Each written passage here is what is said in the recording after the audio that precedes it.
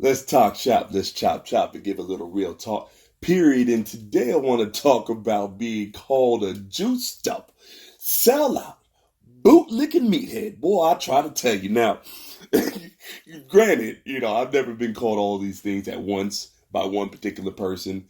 But since I have come out as a conservative, these are the main things I am called when I'm addressed by the left. Amongst other wonderful choices of words, Uncle Tom and words of the like. But I'm going to go ahead and focus on these because I'm called these a lot, right? Always online, though. Always online, of course. Or on a drive-by. Never face-to-face. Wonder why. Anyways, so let's dispel these baseless smears one by one. Let's have some fun, huh? Okay. Bootlicker. Let's start off with the bootlicker that I'm often called. A bootlicker is just someone who acts subservient or compliant in a denigrating way. So when these leftists, typically the black leftists, call me this, they're trying to say that I am someone who is conservative as someone that's on the right only because I'm trying to kiss the behinds of white conservatives in efforts to gain their approval. That's all. That's it. Same thing when I'm called a sellout. All a sellout is someone who compromises their belief system or who they are or what they're about or their morals and their ethics or their authenticity for some type of personal gain, right?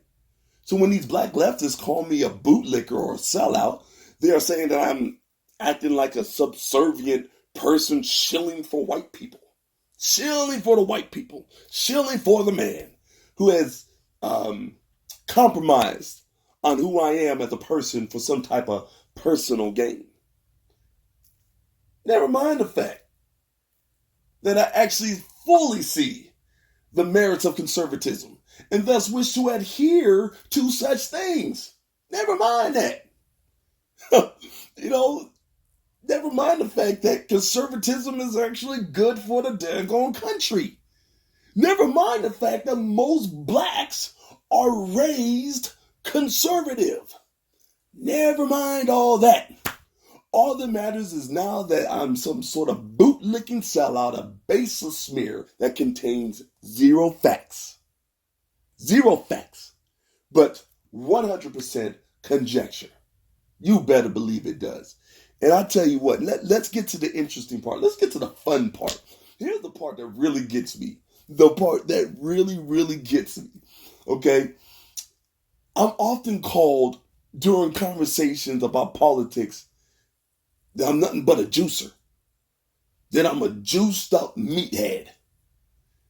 Now, for those who have been living under a rock their entire life, what a juicer is someone who takes steroids. Which, first and foremost, let me go ahead and debunk this one right here because I have never, ever taken steroids a day in my life, and I never will. I repeat, never taken steroids a day in my life, and I never will. Okay? I don't need it. I can gain size without it. Therefore, why do I need it? And since I don't need it, I don't and won't take it. It's that simple. Number two. How is that a clapback? Like, how does that render my argument or my point moot? I mean, let's just say I did take steroids or I do take steroids, right? Let's just say I do. And I make the statement that the black community needs to stop acting like victims and start acting like victors, right? So then these black leftists, these white leftists, these Hispanic leftists, these leftists in general would then clap back with some sort of stupid statement like, lay off the steroids, you clown. What? What? By the way, this is an actual thing that I've been told. I've been told this time and time again. When I make a point and they tell me to lay off the steroids. Why is that the preferred insult? Like, what is that supposed to mean? What is that even supposed to mean? I mean, how does that invalidate anything that I've said? Tell me to lay off the steroids. What does that have to do with the price of tea in China? What does that have to do with the price of tea in China? China. What does that have to do with it? What does that have to do with anything? It's just, it's weird. That's just, what? And I must say, number three, it is often said by people, I'm often told this by people who look like they have never picked up a daggone weight in the entirety of their life. So when these people say that to me, it just comes off as hating. And when I'm called a juicer, it's typically followed up by being called a meathead, right? And what a meathead is, especially in the realm of bodybuilding or weightlifting, is just a big oaf, a big dumb oaf, right? A big strong dummy. You know, all brawn and no brains, which is rather funny, right? It's rather funny because most of the bodybuilders I've spoken to, or at least listened to, or you know, heard podcasts of and things of that nature, they are very knowledgeable.